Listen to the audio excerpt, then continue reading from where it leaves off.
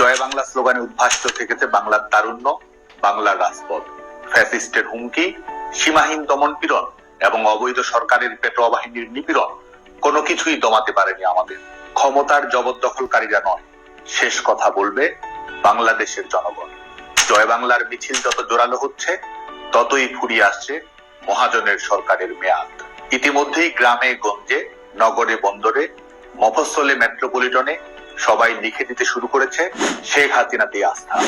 গণতন্ত্র, মুক্তিযুদ্ধ, উন্নয়ন, স্থিতিশীলতা, স্বস্তি এবং সমৃদ্ধির জন্য শেখ হাসিনাতেই আস্থা কথাটি পরিণত হয়েছে জনগণের মনের কথায়। আমি বাংলাদেশ ছাত্রলীগের সকল স্তরের নেতাকর্মীদের আহ্বান জানাবো এই কর্মসূচিকে আরো সম্প্রসারিত করার এবং ব্যাপকভাবে অংশগ্রহণ করার জন্য। 5 আগস্টের পরে কেমন চলছে বাংলাদেশ? শেখ হাসিনা সরকার টানা 15 বছর প্রথম দিনে বাংলাদেশের শিশু কিশোরদের হাতে বিনামূল্যে বই উপহার দিয়েছে। কমিটমেন্ট, এফিসিয়েন্সি এবং ভীষণ ছিল বলেই বৈশ্বিক অর্থনৈতিক মহামন্দা সত্ত্বেও শেখ হাসিনা সরকারের সাফল্যের ধারাবাহিকতা কখনোই ম্লান হয়নি। ফ্যাসিস্ট ইউনূস সরকার বাংলাদেশের শিশু কিশোরদের বছরের প্রথম দিনে বই পাওয়ার আনন্দ থেকে বঞ্চিত করেছে। এমনকি এই সরকার একটি পাবলিক পরীক্ষা, উচ্চ মাধ্যমিক পরীক্ষা নিতেও ব্যর্থ হয়েছে। সেই হিসেবে এই সরকারকে এইচএসসি ফেল সরকারও বলা যায়। নতুন কোন সরকারি চাকরির বিজ্ঞাপন হয়নি।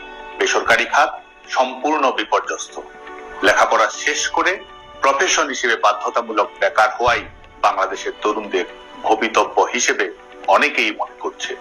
ছেলেমেয়েরা মেধাভিত্তিক, দক্ষতা ভিত্তিক, যোগ্যতা ভিত্তিক নিয়োগ প্রক্রিয়া চেয়েছে, অথচ 15 বছরে সবগুলো বিসিএস এর যতজন না শিক্ষার্থীকে ভেরিফিকেশনে বাদ দেওয়া হয়েছে, এক বিসিএসই তার চেয়ে বেশি 2 শতাধিক শিক্ষার্থীকে যারা সকল ধরনের পরীক্ষায় উত্তীর্ণ হয়েছে, এমনকি প্রশিক্ষণ হয়তো শেষ করেছে, তাদের নিয়োগ প্রক্রিয়া বাতিল করার প্রচেষ্টা চালাচ্ছে ফ্যাসিস্ট ইউনূস সরকার। এসআই পদে 300 জনের অধিক উত্তীর্ণ শিক্ষার্থীকে শুধুমাত্র তার রাজনৈতিক পরিচয় কিংবা ধর্মীয় পরিচয়ের কারণে কিংবা ছাত্র জীবনে তার মত প্রকাশের কারণে চাকরি বাতিল করার মতো বাস্তবতা তৈরি করছে এই অবৈধ সরকার। এসব কারণে তরুণ প্রজন্মের মধ্যে বাড়ছে ক্ষোভের চাপা আগুন। 6% অধিক প্রবৃদ্ধি থেকে 2024-25 অর্থ বছরের প্রথম প্রান্তিকে প্রবৃদ্ধি দাঁড়িয়েছে 1.81। সার্বিক মূল্যস্ফীতি দাঁড়িয়েছে 11.38।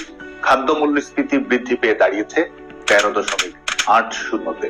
নতুন করে কয়েক লাখ মানুষ বেকার হয়েছে এবং প্রায় 1 কোটি মানুষ দারিদ্র সীমার নিচে চলে যাওয়ার ঝুঁকিতে রয়েছে। বন্ধ হয়েছে সহস্রাধিক কলকারখানা, ছাঁটাই হয়েছে কয়েক লাখ শ্রমিক। শ্রমিক অসন্তোষ, ব্যাংক ঋণের উচ্চ সুদহার, এলসি সমস্যা, গ্যাস সংকট, নিরবচ্ছিন্ন বিদ্যুৎ না পাওয়ার কারণে এসব ঘটছে বলে মনে করছেন খাত সংশ্লিষ্ট ব্যক্তিরা। বেসরকারি খাতের ব্যাংক ঋণের প্রবৃদ্ধি সর্বনিম্ন অবস্থায় দাঁড়িয়েছে। বিনিয়োগের কোনো পরিবেশই নেই। বয়স্ক, বিধবা, প্রতিবন্ধী এবং অসচ্ছল কয়েক কোটি মানুষকে সামাজিক সুরক্ষার আওতায় নিয়ে এসেছিলেন শেখ হাসিনা সরকার।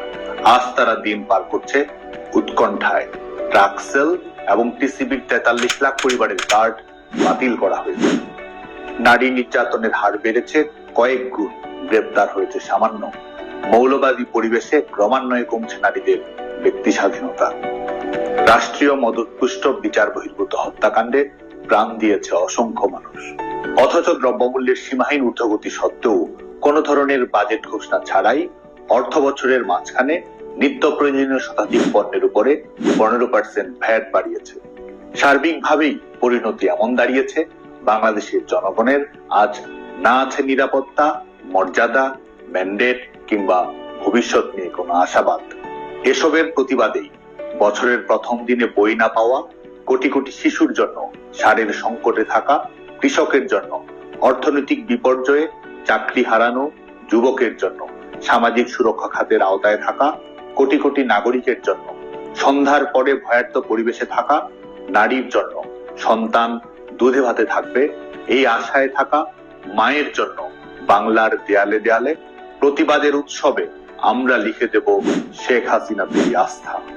বাংলাদেশ ছাত্রলীগের সকল বিশ্ববিদ্যালয়, মহানগর, জেলা, কলেজ, পৌর, ওয়ার্ড, ইউনিয়ন থেকে শুরু করে সর্বস্তরের নেতৃবৃন্দকে দেয়ালে দেয়ালে অঙ্কনে গ্রাফিতিতে শেখ হাসিনাতেই আস্থা লিখে দেওয়ার আহ্বান জানাচ্ছি।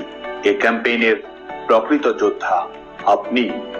জয় বাংলা, জয় বঙ্গবন্ধু।